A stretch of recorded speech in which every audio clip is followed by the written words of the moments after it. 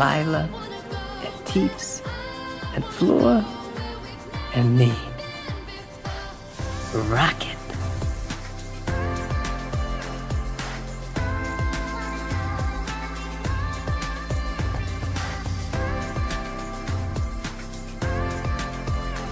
Boost!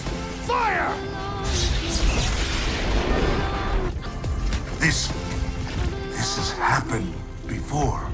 Advisor.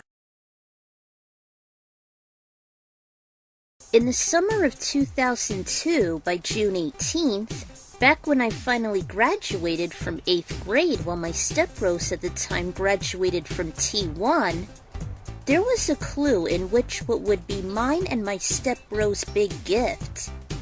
Something that started with P and ended with Y. Thank goodness it was no pony.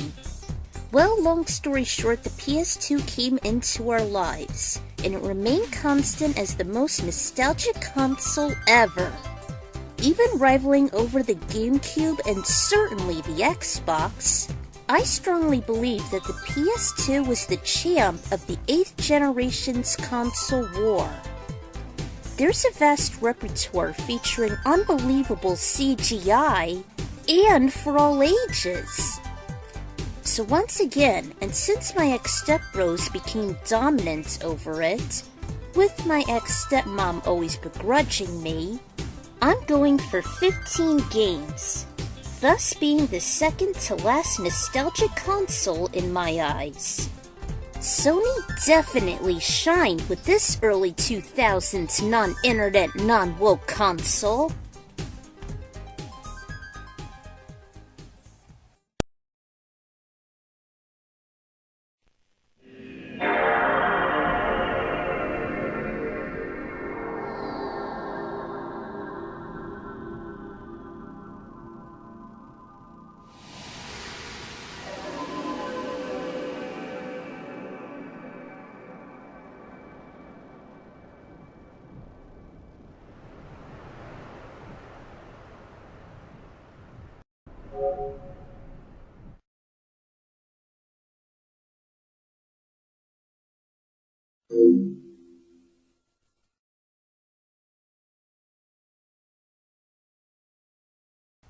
Beginning the PS2 project is one of the 5 first games I had for the system, ATV Offroad Fury.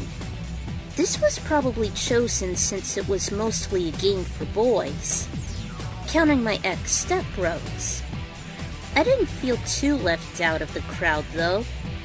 At times it was attracting listening to the heavy rock music playing in the background, and it seems to mesh well with the off-road bikers themselves.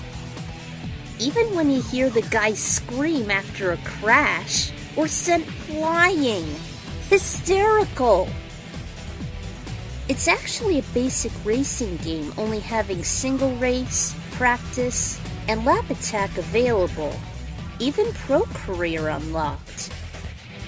Up to 12 different all-terrain vehicles are chosen, and up to 20 free roaming tracks including training, MAXXIS Nationals, Stadium, Supercross, freestyle competitions, cross-country enduro, and the aforementioned Pro Career, as well as various multiplayer modes. It was short-lived for me, much as those other early titles, except for 2 down the line. I felt it was handpicked since my stepbros were into off-road vehicles, just as my dad was into it. And they had their own quads, in orange and green, while my dad had the other orange quad. Even their own buggy made from scratch till just a few years later. I think the latter was for Christmas of 2004, then eventually got pwned, and they just got the other 2 quads later on, until there were just too many state troopers around. It was an okay introduction, but not in my eyes, as there was a couple others from our first roster. But this was where my whole PS2 journey started.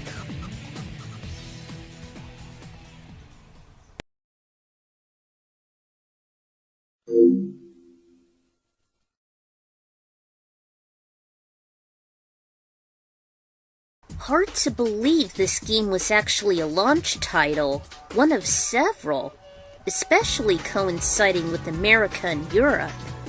And how appropriate since it's almost summer. Fantavision was created during Sony's transition from its original PlayStation to its next generation console. The game and the ideas behind it were created by director Katsuyuki Kanataka, inspired by the fireworks shows he witnessed in his own childhood. After successfully pitching the project to Sony, Fantavision was supervised by the company's first-party development head, Shuhei Yoshida, and was completed by a small team in a short time frame, which seems very uncommon for an advanced console for its time. The graphics emphasize the PS2's ability to show particle effects, as would two more contenders. Fantavision was just one of many random encounters I had with the PS2, and just another game that my ex-stepbros were into, more than me. It was just those short-lived puzzle games that don't grab your attention for long. But at first glance, it was indeed a spectacle. Especially when you make certain chains to explode many dazzling fireworks at once. It may just be from temporary hyperfixation, and I'd often see my stepbros competing against each other. But just like Independence Day, the razzle-dazzle didn't last very long.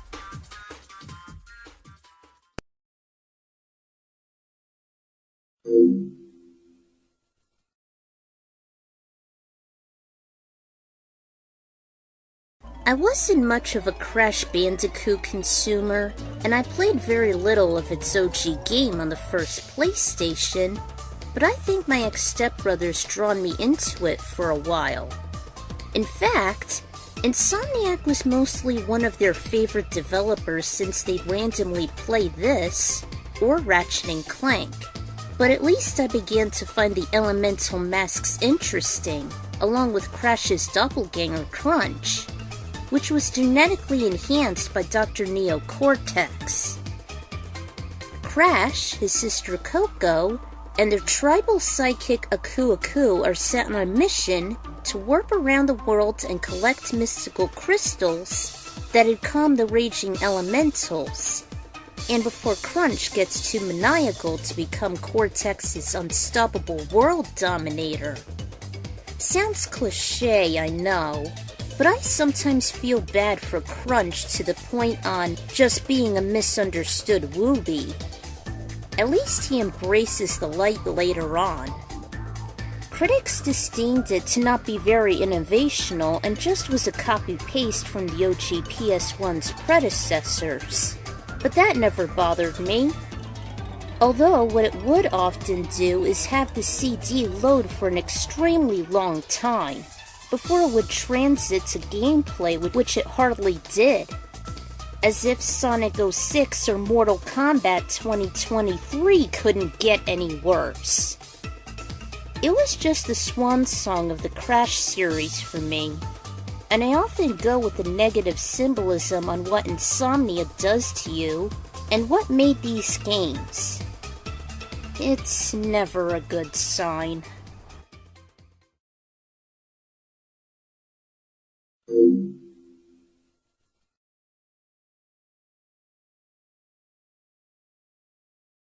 Another one of several random encounters was Rumble Roses. This wasn't my idea, mind you, especially with its butt shots that are 3 times more than Batman and Robin. Ugh. I'm sure my ex-stepbros enjoyed it more as tweens. Anyway, while I'm not much of a wrestling fan neither, it did have some interesting points. I do like the fact that many of the characters are women, even if it is a cyborg. It was pretty interesting, especially when dealing with the nurse as a creepy antagonist.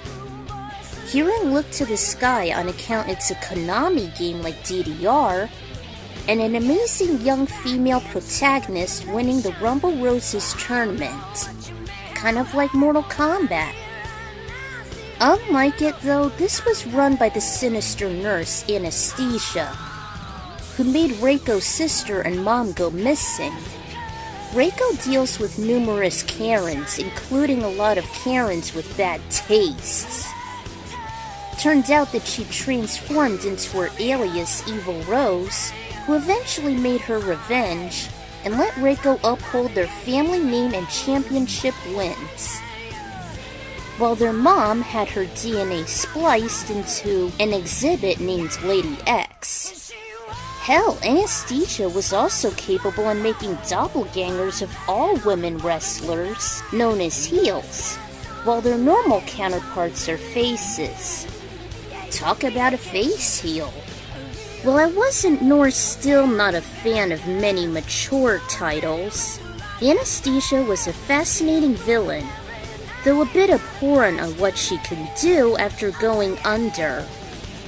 She, Reiko, and Lady X and Evil Rose were roughly the chosen few, while everyone else just rubbed me the wrong way, like the cowgirl, Candy Cane, that delusional high school student, the strict teacher which I wished was with Principal Vern, or that sicko obsessed with nipples. Yeah, not one of the home runners, but only those 4 stars, the doppelgangers, and the interesting story kept me on board. No wonder its sequel was a sinking ship. Hard to believe the OG's a PS2 exclusive, too. I'm definitely satisfied with this one.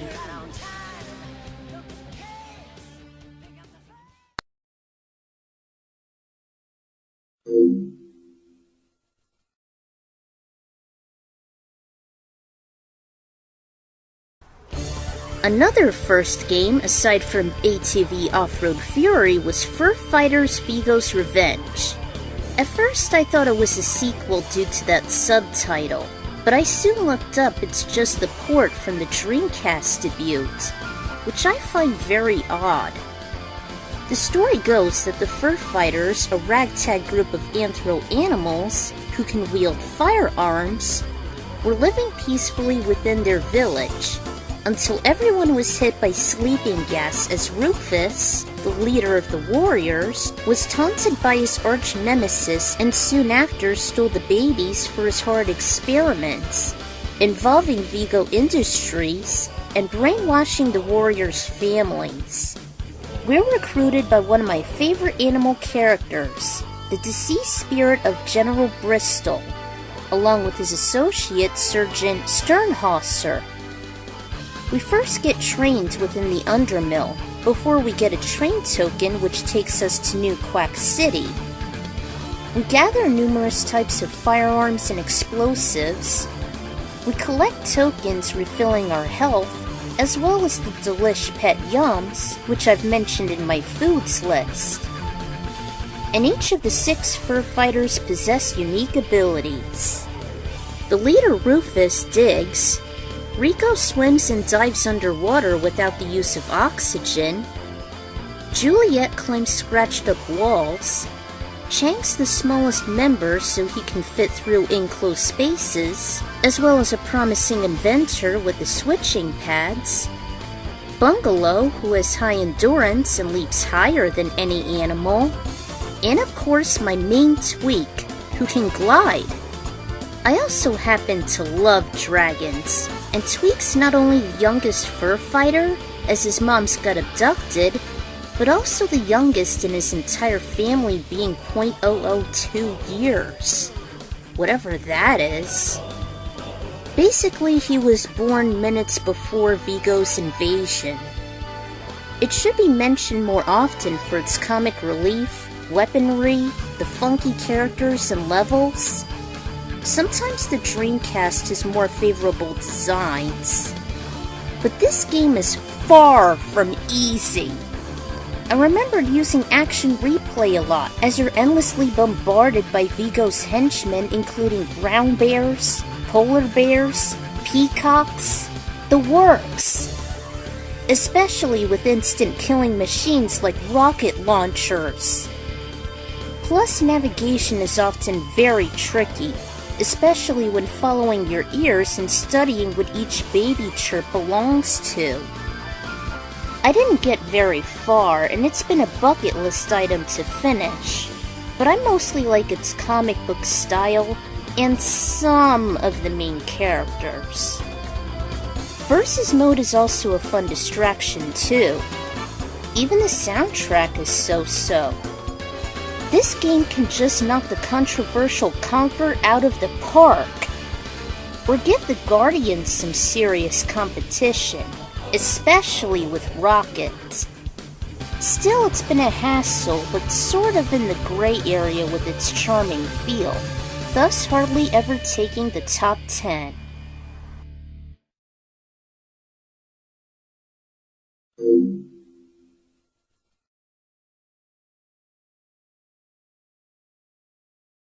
The Simpsons game for the DS was actually the second game I really got into, with Road Rage for the GameCube being the first decent title. This came third despite being the 22nd installment of the Simpsons game series. This obviously took inspiration from GTA, and I'm absolutely glad it did. This is just the open world game featuring all of Springfield, which kinda makes me wish I discovered that PC game exploring it. The Simpsons' mission is to undo the poisonous conspiracies done by the ugly aliens, Kang and Kronos.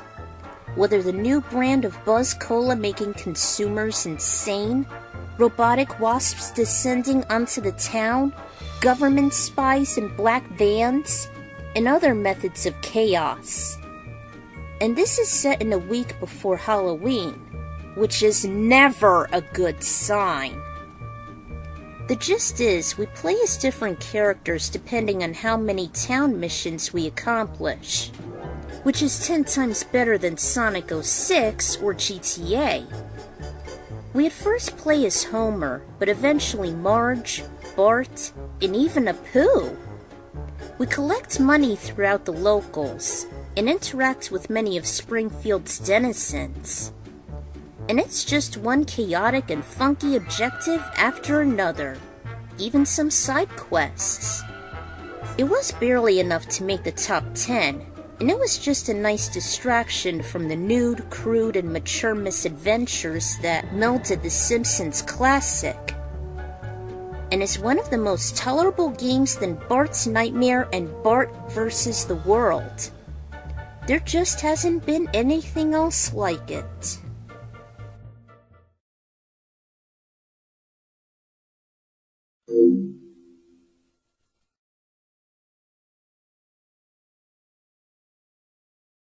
Some like Idia Noben would prefer the GameCube version, but despite being nearly identical, I feel the PS2 version has better quality, even more similar to the arcades like with the Strider port, even though I prefer the Genesis version. Regardless, the Mega Man X collection was just the Capcom goldmine. Having all 5 of the awesome Blue Bomber titles was just sublime, but also mediocre since it houses the nefarious X6 and Battle and Chase, which I wasn't too crazy about. As the successor of the Mega Man Anniversary Collection, Capcom's marketing director Todd Thorson stated that Mega Man X has revolutionized the long-standing Mega Man franchise. Combining them in one package is a fantastic value. It's not perfect, hence the low rating, but just the layout with the PS2 controller, more flimsier gameplay from the SNES and PS1 predecessors, and even the quality and graphics and music just made it alphanumeric. It was just the greatest version of the swan song of the X series and the Mega Man series as a whole, and it pretty much functions the same gameplay standards too. Not to mention the analog sticks provide better movement as well. It was just the sweet icing on the PS2 console cake, combining all the X classics into this bundle. as much of a home run as Super Mario All-Stars nearly a decade prior. I don't often root for compilations, but this was just the golden standard for the Mega Man series and Capcom as a whole. And it's still available on the PlayStation Network for later consoles. It shall never be missed. May you do the same damned convenience, Nintendo!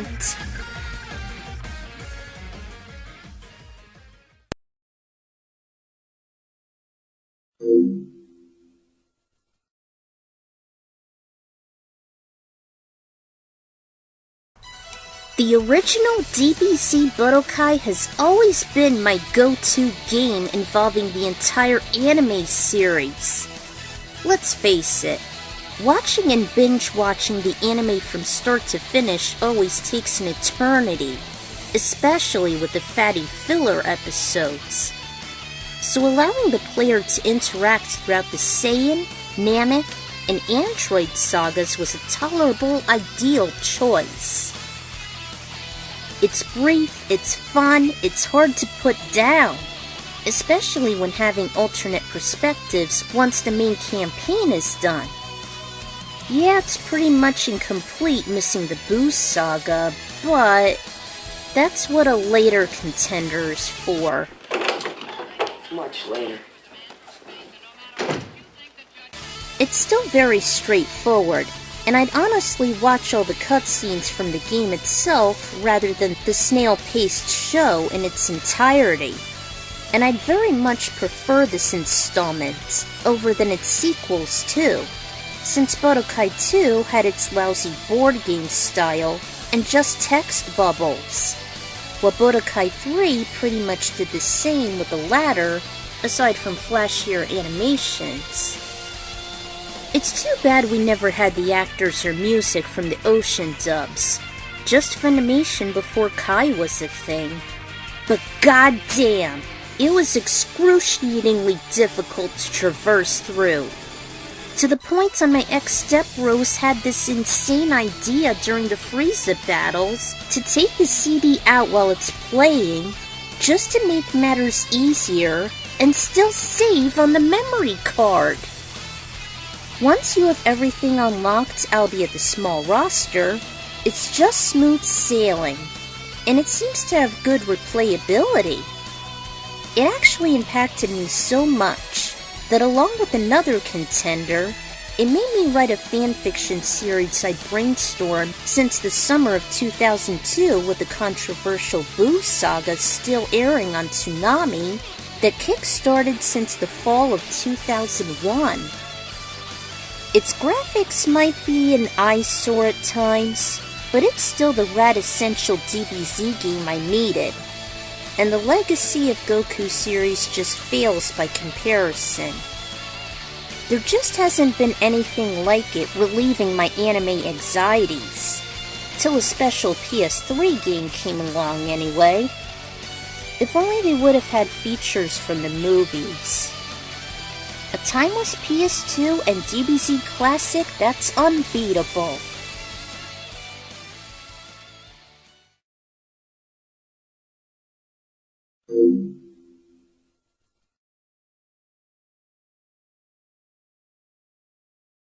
Another license-based game making the PS2 roster is the Family Guy game. It was probably just from intense rivalry within the Fox department since the Simpsons did theirs. Back in 2006, it was just a random game that appeared out of nowhere. And from its unnerving humor and different playstyles, my ex-stepbros couldn't get enough of it. To the point where we actually beaten the game within 3 days. My all-time favorite levels were always centered around my main Stewie Griffin, before he became bastardized after resurrecting Brian. I loved each of the shooter levels, especially once you enter Peter's intestines. They were interesting, even with the final battle with his half-brother rival Bertram. I happen to be a sucker for platformers too. whilst Peter's are beat-em-up levels functioning in an arcade style by progressing after clearing out waves of brawlers. And Brian is mostly about tricky escort missions, while collecting evidence he didn't molest Seabreeze. Unlike many games, the onlooker's peripheral vision seem more competent, making them very difficult to navigate.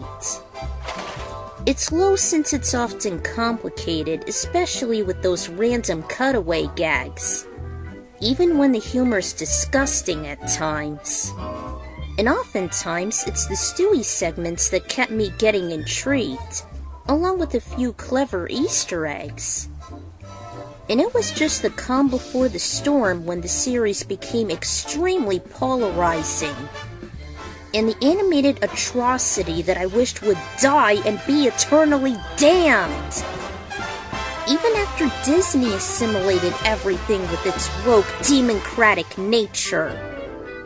This has been my one and only Family Guy installment for almost 2 decades, and the return to the multiverse has been a bucket list item of mine. I hope it's just as good.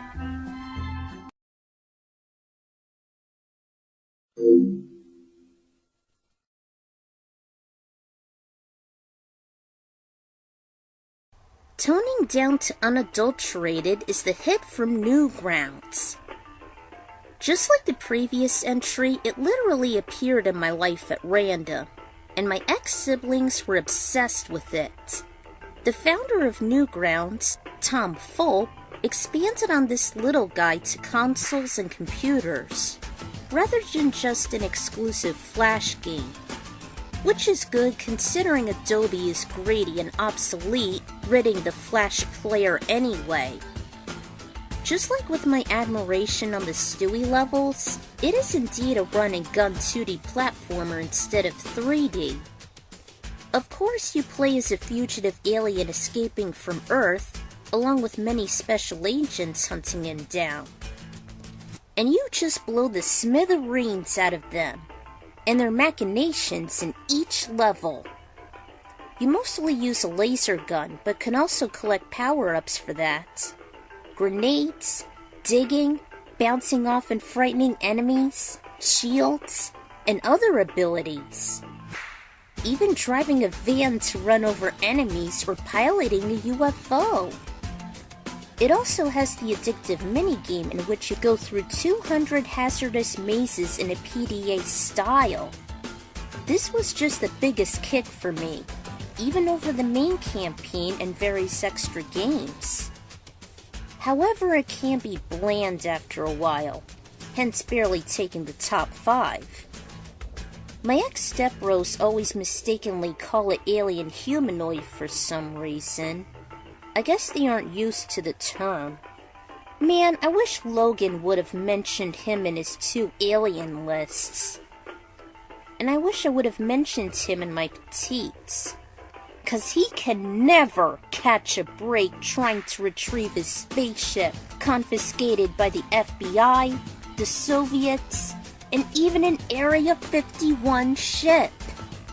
And it wasn't until writing the script when I discovered there's been several remasters as well as a sequel, Alien Hominid Invasion. With all those fun factors, and since it was made before DAH, eat your heart out, Crypto. Maybe I'll consider this again or join Newgrounds someday. If only it didn't scare me away on rumors it's virus infested.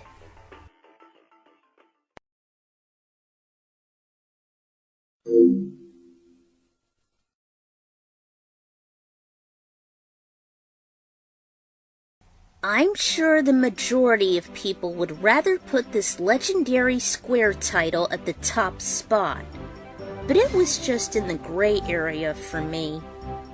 Sure, I have seen its heart-pumping ad in the past, as well as Toonami's own review on the matter, but since I wasn't into RPGs yet, I never cared about it until a couple years later. It was on February 2004, my ex-stepbro's 8th birthday, when I saw it for myself, and I was deeply immersed in it. One person called it showitis, but it was basically just hyperfixation with intrusive thoughts. My ex-stepmom abhorred this, and the remission was painful emotionally and mentally. Until around the 2020s, I got to see Nintendo Capri Sun's Let's Play for closure, and this game was pretty difficult.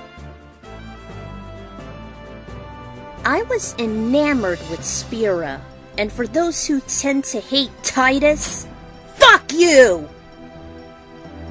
I was always disheartened when we had to see Titus go. Until in Dissidia and my last hurrah anyway. I supported the Titus Yuna couple, but not to a huge extreme. Waka I despise since he was blindly loyal to the dogmatic Yu Yevon and his corrupt followers like Seymour Butts Guado. Especially hating on Jet. It had a unique playstyle with the only installment using the turn card system, and I greatly appreciated the Aeons having a chance to shine in active battle.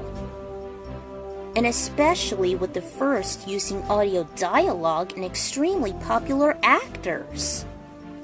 Titus has always been my main guy, always playing as him in the lead, even applying that favor in the first two Dissidia games.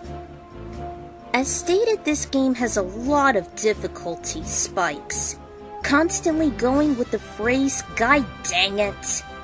The sphere grid was complicated to unlock and upgrade your party. Albed scrolls were hard to find despite being optional. The bosses, don't get me started! And navigation can definitely be a chore. Blitzball is just the bane. But it was thanks to NCS's guides alone that finally eased the angst despite understanding the plot as twisted as the original Matrix. It's been 50-50, the original's more presentable than its pseudo remaster, and I consider it as my third favorite under 6 and 4. I even made a compilation album a long time ago featuring a lot of my own battle songs and ballads. Do not recommend this for beginners, at least intermediates. But it's definitely an installment to add to your RPG or PS2 repertoire.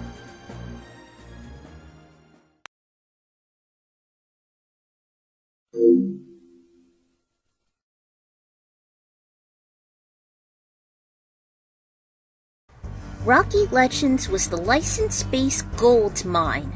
It's been too long mentioning this classic since my Black History Month special.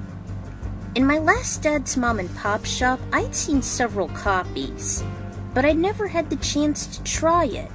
That was until I was finally free from my ex-stepmom's shackles.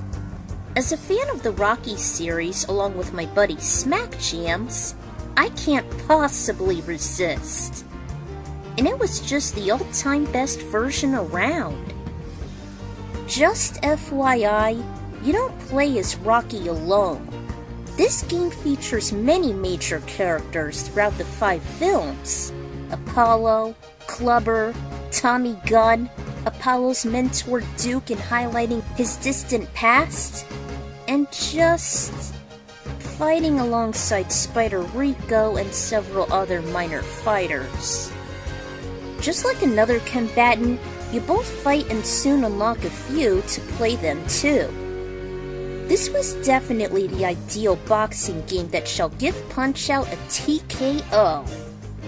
Just like with DBZ Budokai, it was just a convenient way to plow through the Rocky series without the films. Don't get me wrong, they are classics, but it's immersive and tons of ass-punching goodness. This was just light years better than the archaic NES game, that's for true. And even more than the PS2 solo title game. I hope Smack Jams gave it a shot.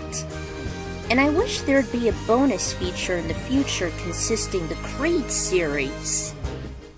Make that happen, since Sylvester himself is one of the new Hollywood ambassadors, Metro.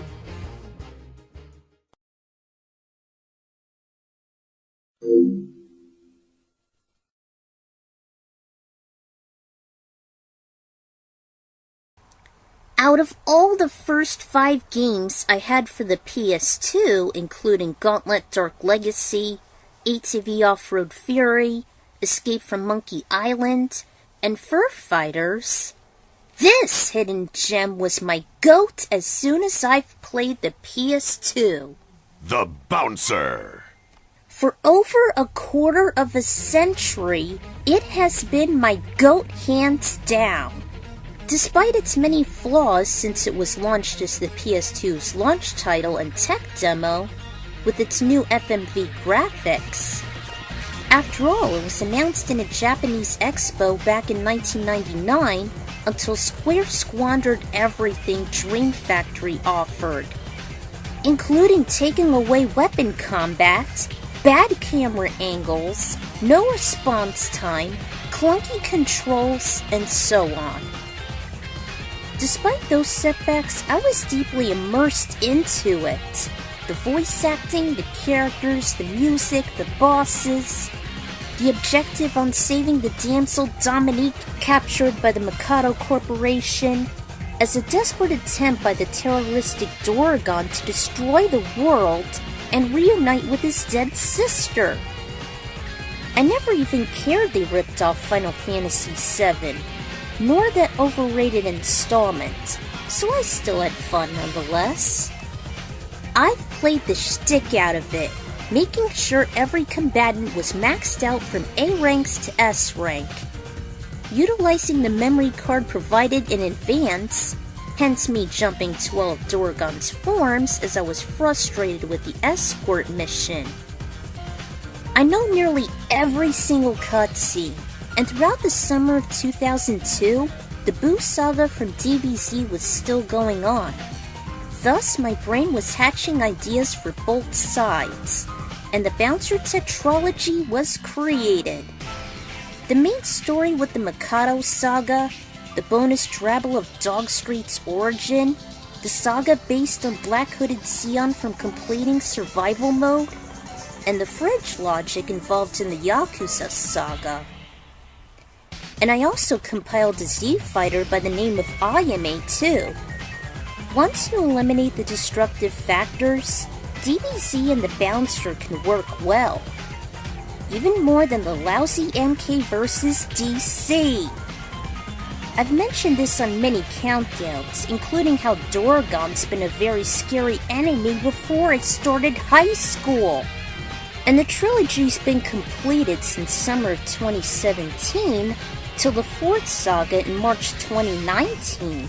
9 days before MK11! After 25 years upon its release during the Japanese Emperor Akihito's birthday on December 23, 2000, may it have a remaster instead of those greedy bastards being obsessed with the Final Fantasy and Kingdom Hearts bandwagon. This hidden gem has been abandoned for far too long, let alone have all the bugs fixed, as TV tropes considered it as everlasting beta.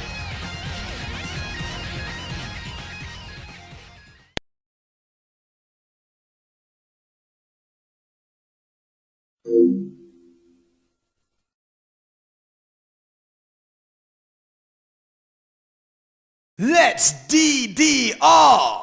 It was tough picking just one installment from the PS2 series. Just about every game is simply irresistible with their own quirks and fabulous song choices. English? Japanese? Don't care. As long as they're adrenaline popping, catchy, and has a fast pacing, it's usually a keeper.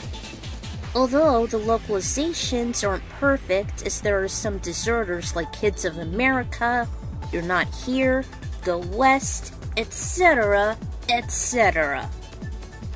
Aside from the random arcade encounters within Coin Castle or that Junior Cruise yacht, It all began at my ex-step-cousin's house, far away in Clark. He seemed to own every installment, and it was unfortunate we didn't have many aside from Max, and that sleazy Matt that moves from beneath. But starting from Christmas 2004, it was just the golden era for all the PS2 games we owned.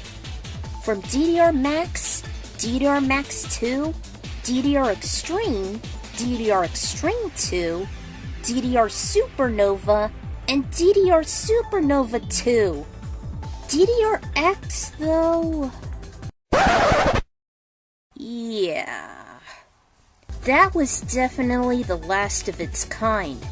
And ever since the Kinect and Wii took advantage of motion controls, it was just pretty much the end of an era. Even when the metal mat we had since Christmas 2004 decided to stop working on being abused too many times. During its prime though, I often play on either light mode or standard, very rarely on heavy.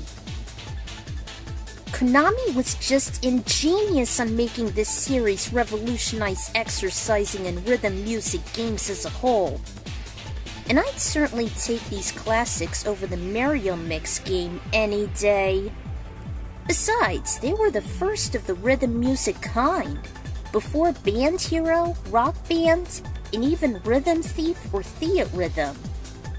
The PS2 DDR series was very compelling, especially while looking up on game winners to unlock more energizing music. And we used to play it for several minutes almost every day, with the young ones encouraging me.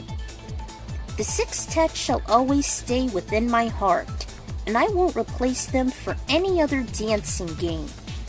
If only Konami shall make bundles like Capcom to preserve their greatest jazzercising gems.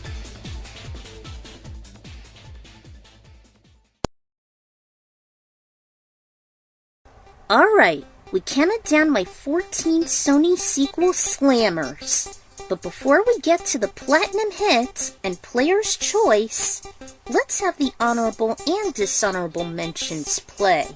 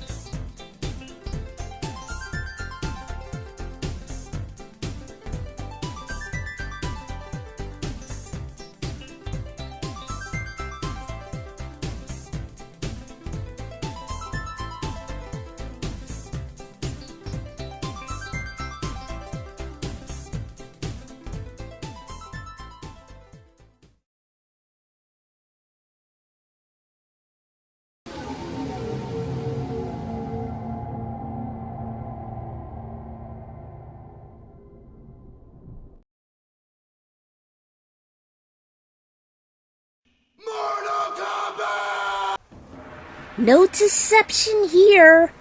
My favorite and nostalgic PS2 game is Mortal Kombat Shaolin Monks. Ever since I first started writing my own MK chronology, and ever since it brought me back to the series from the dark double whammy from MK9 and X in 2021. It was just the heavenly light at the end of the murky tunnel, and just the trump card over the other installments of the 3D era. I once saw an ad for it back in 2005, but I never had the chance to try it. All thanks to my deprived life again. And it wasn't until my third Fallout I realized it was still uncharted territory. It was just the biggest relief I had with any series. Like consumers flocking to Sonic Unleashed from '06. I was inspired by a Let's Play featuring Kung Lao, and from here on out, I solidified myself as a Mortal Kombat fan again, since back in the 90s as well as a huge Lao supporter. There was Conquest mode, sure, but they couldn't compare to the amazing adventures outside the arena. Traversing from the Oriental Academy through Outworld is an incredible expansion of MK2! And I already adore the Forbidden Frontier in it with its dark macabre. So this became the GOAT in terms of environment. Gameplay is also incredible with the new multi-directional combat system, which is something I wish they'd used more often. So too it can be played cooperatively with a second player, kicking ass with either Liu and Lao, or even with fire and ice when unlocked. Even some side combatants can join the fun in versus mode. And it's packed to the brim with tons of fatalities, brutalities, introduced mortalities, and Easter eggs and secrets galore featured from the classic games. Challenging bosses are also another positive factor as well. And the cherry on top being a playable arcade version of MK2 if you're lucky. Is it perfect? No, not a flawless victory since this was originally supposed to be Raiden's solo run, but was shifted to the main defenders making some questionable decisions. Even the god himself. I don't blame Lao with his suspicions and jealousy, as it seems understandable from pressures of his bloodline. Liu Kang is often worse with his blind loyalty. Too late for that warning, Fujin. There is no virtue in blind obedience. And it's just another game that requires the trope, god dang it. One of many from the PS2 era which is absolutely abusive with that cliche. Just like the Bouncer and DBZ Budokai, it makes up for it in excellent replayability, when everything is said and done with a boatload of phenomenal features. It's just the leading champion that's hard to put down once you start. The cast and graphics need some kinks worked out, but it was certainly outstanding to have Richie as Shao Kahn again. And this game alone was just the perfect example of a spin-off done right, and how both the business and creative sides worked as one like a centipede. Before being known as the Spoony Bard, Boot did one thing right as creative director. If only it had the same passion and effort in the future with Tobias. It's ironic that it later shared the same date as the Sonic 06 of Mortal Kombat. I'm the Ekron writer, and Shaolin Monks will forever be my utmost favorite installment in the MK series, with MK3 being a close second. It kick-started my third comeback, my chronology, and my OC. Aside from MK Gold, this is an ideal game that deserves a remaster. Even a sequel featuring Kwai and Hanzo like in MK11. Shaolin Monks was the only spin-off that's not shit. The hidden gem, and it revived my faith in the series since the 90s, till the fourth Fallout with MK 2023. Both Kung Lao and Shaolin monks became instant and permanent, and it was just my motivation to keep on fighting. May it be great again in the distant future.